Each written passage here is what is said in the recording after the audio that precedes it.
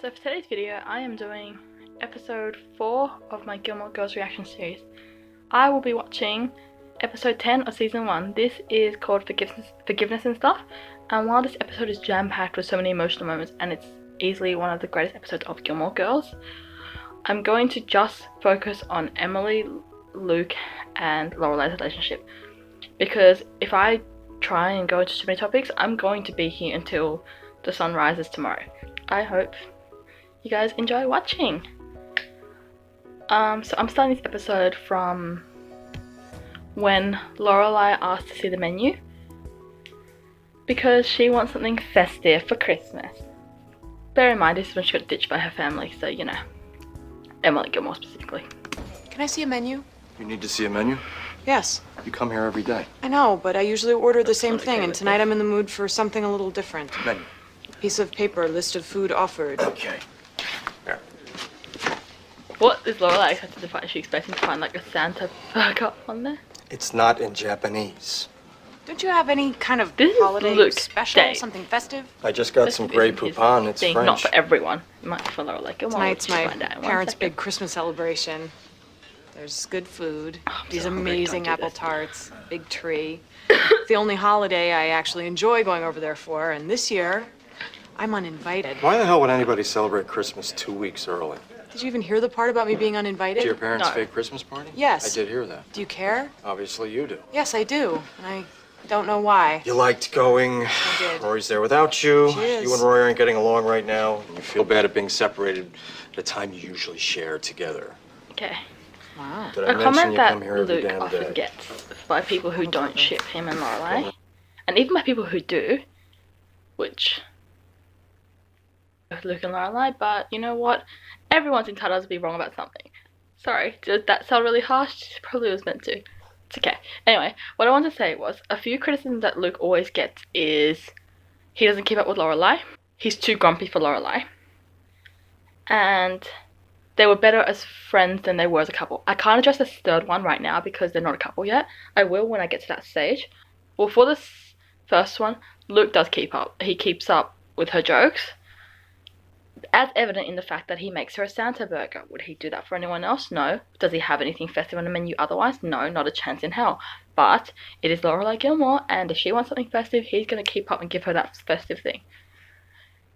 The other thing I kind of said was that he's kind of criticized for not getting Lorelai. This is like a prime example of how he does. Lorelai's miserable. I'm getting dumped for this Christmas party. Lorelai's so upset at not going to the Christmas party because it's part of her routine. Even when her mum and her fought about everything all the time, she always goes to the Christmas party. Stuffed a couple of apple tarts down her face and called it a night, even if Emily would find any way to make her absolutely miserable. And Luke decodes that in a second, and I'm not saying that's like a hard thing to decode, but this is the type of thing that Luke does. Like, this isn't something that Christopher would do. It comes so naturally to him that it doesn't even seem like something you need to like applaud him for. But I feel like you do, because if you tell me that Luke doesn't get Lorelai, I need you to watch a scene like this. I need you to watch a scene where he kind of just breaks her down and just says stuff like, Rory went out without you, you've always gone to that Christmas party. He breaks her down so easily, despite the fact that he insists he doesn't want to listen. He's listening and he is interpreting and he is completely on top of it. And I think you need to remember that for this relationship with Luke and Lorelai, this is so important. This idea that they can hear each other even when they don't necessarily say it to each other. And they can listen to each other even when they're both like in places of shutting down. That's what makes their relationship strong. There are times that falters, but the fundamental foundation is already there. And What did you You do? wanted something here's festive. the next thing. You made me a Santa burger. It's no big deal. He has a hat. I was talking and about Santa everything. burger? Yeah, A I just Santa cut a burger piece of Wonder appears. Bread, poured on a little ketchup, piped on a little cream cheese. It looks No one awesome, has ever made me but it something probably quite is this so disgusting to eat. I thank you. You're welcome. What? Outside. Are you kidding? It's like the North Pole out Hey, there. this sign isn't just a decoration. Honey, nothing in here is a decoration. It disturbs the other customers. Oh, really? Maybe we should take a vote. outside. Who thinks we shouldn't use cell phones in here? Well, screw democracy. Screwed him up. Perfect. Amazing. Now I have to check my voicemail. Born king. What's going on? Well, we were caroling around town and we got a bit chilly and we thought maybe we could trade you a song for some hot chocolate. You want free Taylor, hot the chocolate? only No, way no, this we'll would sing for it. work Any tune you is like. And then if I give you free hot you chocolate. happen to be Lorelai. Yeah, I'll I'll tell you what, you can have your hot chocolate, pay for it, then go next door and sing for the marshmallows. Oh my God. These are your neighbors, Luke. Shut up, Taylor. What's going on? Like, my father's Luke in the looks hospital. really different. Yeah, he He's collapsed or got something. I don't like- know. I need a in cab. front I of need his to pants. He's call a wearing- cab. Where's the phone? I know he need, always wears flannel Can anybody on. give me? I'm holding a phone. Whoa, calm Does he wear jeans? No, I can't come down. I need So a it's- cab. oh, What's right, the it's number? the blue hat God, that screws me it's up. I know he gets something blue hat, cabs or But the blue hat- cabs something something. 1-800-cabs. Can somebody tell me the damn my number of the God. cab guy? I'll drive you. But there's food and there's people and there's a burger with a face. Okay, everybody out. We're closed. Let's Blue go. hat. Food's It's on black me. with a blue hand, black Put on with a your blue coat. flannel. This is Get the your wrong stuff. flannel. Sorry. Taylor, have your hot Okay, go on. chocolate, then lock up. Lorelai, Come on, you're my gonna truck's out back. Luke, I'm. I know. Let's go. Okay, this is a bullshit set, but oh my heart.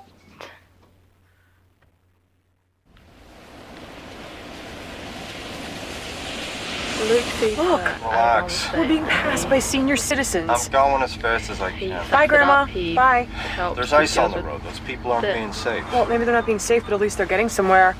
You've checked it 5 times already. I've listened to it twice. It's not changing. Grandpa's in the hospital. Please come. What? No details, no info. Who taught her to leave a message like that? I'm sure she was in a hurry. A person needs details. Why is he in the hospital? How bad is it? What are the circumstances involving him being in the hospital? These are simple We'll questions. be there very soon, and you'll know everything.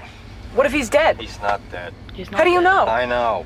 Oh, you're psychic now? You're suddenly getting visions while you drive at 20 miles an hour in the oldest truck known to man? Remember that thing how I was saying that,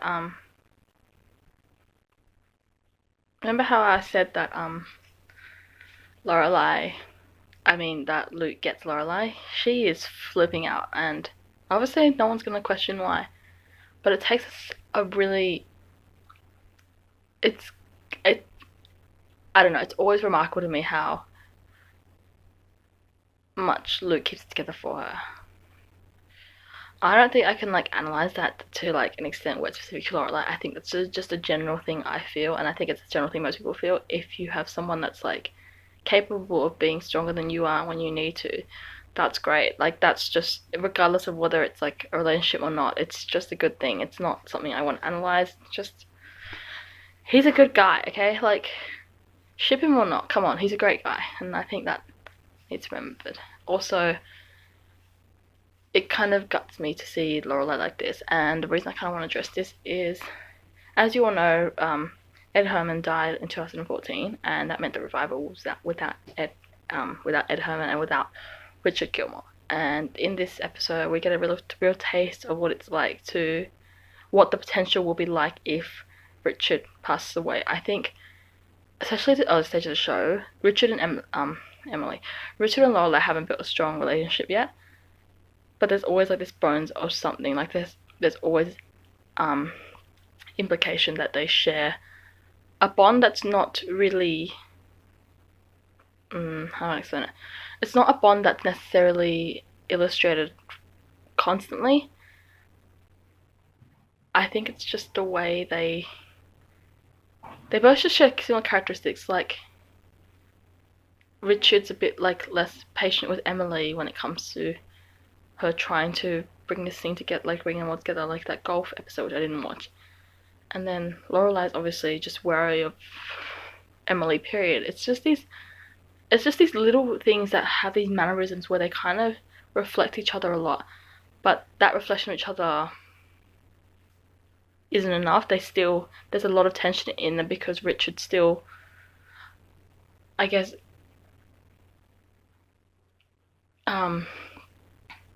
still angry at Lorelai for what he did to Emily. He's still holding on to his disappointment of what Lorelai could have been, and I don't think he means to do that. I think it's just something that just comes, not even in the same way that Emily does, because Emily kind of does it in a way that suggests that her way is the only way to follow. But I think for Richard, it's just he saw how much Lorelai loved the idea of going to Yale and stuff like that, and then I guess just that idea of having it shuttered away, it's a very hard thing to come back from. And it's a very I love this scene because you see Lorelai in all her stress, in all her anxiety, but you also know that it's not just because she's stressed about losing her father, she's stressed that she hasn't been good enough.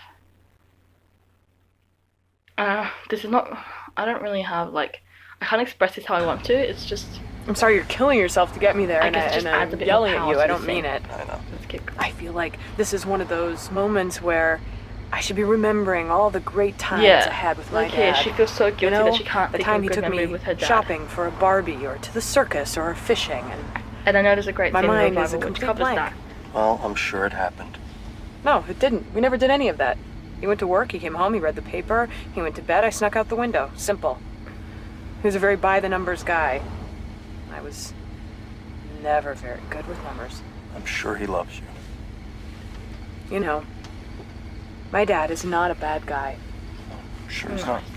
He lived his life the way he thought he was supposed to. He followed the rules taught to him by his non-fishing, non-Barbie buying dad. He worked hard. He bought a nice house. He provided for my mom. All he asked in return was for his daughter to wear white dresses and go to cotillion and want the same life that he had. I don't know if this is ever what Richard wanted for her, like to specifically wear the white dresses and go to cotillions and all that. Because you see in season 6 when Rory is embracing that life, like you see him realize that Rory can do better than that. And I think Richard had high expectations for Lorelai. I just don't think they're the high expectations that Lorelai is speaking of right now. I think his expectations were her that she'd follow in his footsteps with education, with like doing something amazing, like probably something like running a business, but running a business with him there supporting her, as opposed to like becoming a maid at an inn and then working her way up. Like there's just, he has the same problem as Emily, but his wish for Lorelai I don't think is the cotillion specifically. I think it's just it's something that more that like, I don't know if this is the right way to explain it, but you know how like in like upper class traditional family, it's like the male person who's meant to be the breadwinner, who's meant to do the ultra successful thing, like run multi-million-dollar businesses, and it's the female who's like the wife, the provider, the party designer, the I think Richard would, I guess, curb tradition in the sense that he probably wanted Lorelai to turn out more like him than he did Emily. And then she didn't turn out in either of those ways. And I think that's where the heartbreak really shines through. I think that's where the tension between them arises, and that's obviously excluded from the fact that Lorelai broke Emily's heart, and in doing that also broke his heart. But I think Lorelai's missing that. He's not necessarily disappointed she didn't do the traditional upper class thing. It's that she had the potential to turn out like him, and to some degree she does, but it's not with him, and it's after getting pregnant, and that's like an ultimate no-no she gets pregnant out of wedlock, and that's like an ultimate no-no unless you like get married after and rectify it type thing. I'm gonna keep going. What a disappointment it must have been for him to...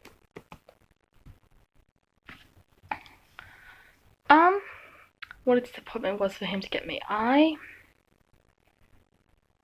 don't think that Emily... let me think this through, sorry. I don't know if it's ever disappointment in Lorelai itself, or disappointment in himself that he couldn't keep Lorelai in check. I think I said last episode, or a couple of episodes ago, that Emily will always pick the reputation, like that upper class life, before she'll pick Lorelai, and obviously that changes over time, but in the early series, that's really apparent. And I said that Emily will always blame Lorelai rather than blaming the life itself. I think to some degree Richard would feel guilt. I think more than anything, he saw Lorelai's potential beyond the cotillions and the coming out parties. I think his potential he saw in her was, which will come out later, when she stole his diploma and put it up for 6 months. I think he saw that in her, and I think he gutted that didn't happen. And I think that the problem is guilt on one person's behalf about someone else, and disappointment breed very similar, because they both I guess they both catalyze a feeling of I failed you, and in saying that I failed you, it suggests that you failed and you could have always done better. So from Lorelai's point of view, it's still creating that same internalized feeling of I'm not enough. But from Richard's view, it's not necessarily that. It's not, from Richard's view, it's not the same thing. It's about the guilt as opposed to disappointment when it comes to Emily. But yeah, okay. Get me. Can't imagine anyone seeing you as a disappointment. I bet you'd buy a Barbie for your daughter. Yeah, well, I'd probably give her the cash to buy it herself and then meet her by the baseball cards. Oh my god, that sounds You'll make a great dad. You make a great mom. Yeah. So It's just daughter the part. daughter I haven't part. got down yet. I don't have down yet. This is one way. This is one hell of a way to chill Lorelai out. That Chill Camaro Lorelai is out. some dust. Boom. Drive faster, dude. Drive faster. Probably shouldn't be encouraging that. But why can't I see him? They're running some tests. I'm gonna skip a few Well, I more would like to meet scenes this because I doctor don't have who's that much testing. time. Sorry. Sit, please. How is he? Oh, you know, he's... Okay, so I am about to watch. I don't know. This is the scene with Emily. It's a nice tie. It's Brooks Brothers. Ah. It's bothering him tonight. I told him not to loosen it. I wanted him to look nice for our guests, so he didn't. And then, well, the paramedics took it off him on the way here. I just haven't been able to put it down yet. Okay. I must sound crazy. Interesting here, actually. It's very interesting because I never realized how Emily, when Luke asks Emily, so how is he? Emily is like almost immediate in her, oh, he's fine type thing. It's just her instinctual reaction to do that. But then in this moment, when experiencing so much, I guess, grief and anxiety over such a potentially life or death situation, because they don't know yet,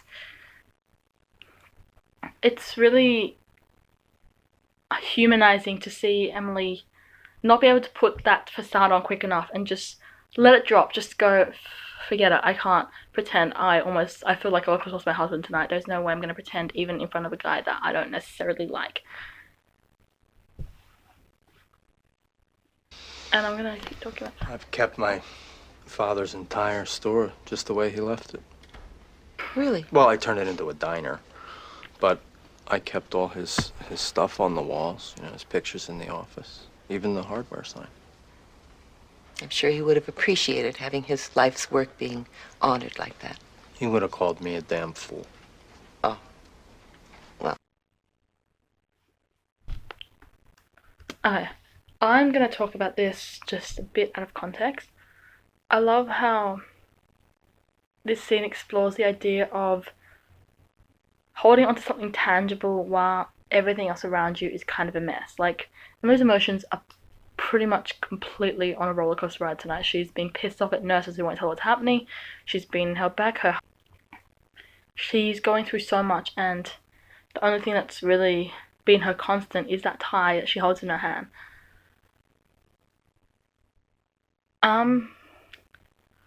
Something I don't know if I can explain. I think one of the hardest things as a person to do is to try and hold on to something tangible when everything feels like it's floating away. Everything just feels like a reaction. And thank you. I think it's a really important thing to express this idea that when you're feeling, I guess, lonely and so cold, yeah, I did that, and you're feeling alone, holding on to something tangible can like put you in the moment. I guess it's in some way it's mindfulness, but I think in this way it's kind of a way to, as a coping mechanism. It's like a formed a way you behave to, I guess, maintain your equilibrium, to root yourself in root yourself in the ground and not react hysterically. It's such a small gesture, and it's not something I've ever thought about, but I think it's really lovely that they kind of incorporate this idea, and I don't know if it was intentional, but I think it adds another dimension into this scene, because you can already, like, everyone already feels the grief, but and if not grief, the pain. But this kind of brings it to another level, because I think people handle pain and their feelings in very different ways.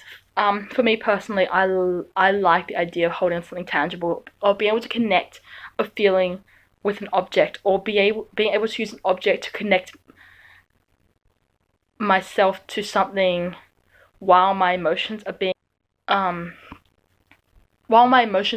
muddled. It's a very nice thing to have something that's just tangible, that's not going to let you down, that's not going to influence you, but it's just there to, I guess, give you a sense of calm. It's in sharp contrast to Lorelai, in the sense that Lorelai doesn't have anything to ground her, but they act so similarly, despite, I guess, Emily's attempts to calm herself or to give her something to hold on to. It's obviously not going to protect her, and Lorelai, instead of pretending that she's going to be able to do that, like Emily does when she says that Richard's going to be okay before she just decides, nah, screw it, I'm not going to lie. Lorelai just lets loose. I think the similarity between Lorelai and Emily is like genetic, a nature, behavior, instinctual. But the differences in Lorelai and Emily is what they would actually do with that nature. Would they react to it? Will they behave on that nature? Or I don't know what Lorelai's told you about her father. I can certainly imagine, but he's a very good man. He always did the right thing for his family. That's what she told me. I'm going to tell you something. When I first binged through the series, I remember this scene so vividly. I remember the scene where Emily was like understanding and respectful, and as a result of that, it always broke my heart when in season 5 she went on her rampage of Luke Danes is not good enough for Lorelai Gilmore. It pissed me off, because I was like, she accepted him in this scene. And then I've talked about it since then with a lot of people, and I've watched it since then, and people have very clearly made it sound like it's not necessarily her wanting Luke and Lorelai to date. It's just her wanting to know what's going on, and that's what I usually thought, and I think that's what's really apparent in episode 14 of season 1. But in this scene, I think it's Emily showing empathy because Luke's showing it to her, so she's mirroring his behavior, and that's a good thing. Like, that's a cool impact to have on someone. It's kind of an amazing impact to be able to, I guess, for Luke to be able to transcend that social class barrier between them and draw a connection between how you uphold someone's legacy after death, or potentially after someone's death. He's able to transcend the class barriers and just focus on something that humanity faces a lot. And that's really why I love Luke. But that's not the reason I brought it up. The reason I wanted to bring it up was not because of that. It's the fact that while he's capable of this, it doesn't necessarily mean that Emily accepts him. It just means that she's able to reflect the empathy that he shows her by sharing this story. So what exactly is going on between the two of you? Nothing. Really? We're friends, that's it. You're idiots. The both of you. Well, there you are. Where have you been? Coffee hunt. So what's going on? Your mother called me an idiot. Wow, you must have sucked up good. Well, I'm going to go wash my face. And Emily's tone just shifts.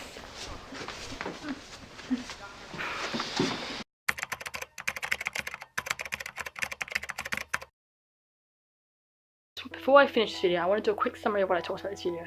So the first thing I watched was the diner scene where Lorelai's disappointed about being disinvited, and I kind of just want to make a point about how easily Luke reads her and comforts her just by knowing how she feels, just being intuitive about it, and that's something that you don't expect from Luke if it was about anyone else, because that Lorelai, he's got it. Second thing I wanted to say was the scene in the car, and that's just Lorelai talking about her relationship with her father, and I kind of just mentioned that while Lorelai views Richard being disappointed in her, same reasons that Emily is, I think that's a very different experience from Richard's side.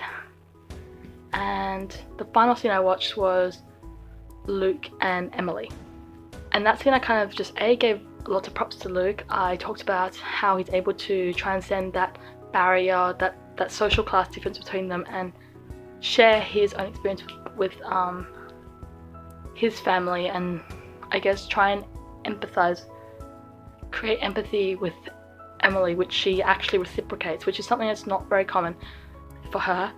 And I kind of want to talk about that just because people often say, oh, she's so keen for Luke and Lorelai to get together, but that's not really the point of this scene. It seems kind of like Emily at a point where she's not usually at. She's quite rattled, so I guess she's more open to that different conversation, and Luke is able to, with that guard already half down, Luke can just push it down and just create that empathy, and then she's able to reflect that in, and that's, I guess, a really cool thing to see. The other thing I talked about was just the way that Emily tries to get a handle on her grief, whereas Lorelai kind of just lets it come out, and I think it's just the idea of like nature and instinct versus like control. And those were the key points. I hope you guys enjoyed watching. Thank you for watching, because I know these videos are really long, but I will leave all my usual links below my vlog, and please subscribe to my channel, like this video and all that, and I will see you guys next time. Bye. Thank you for watching.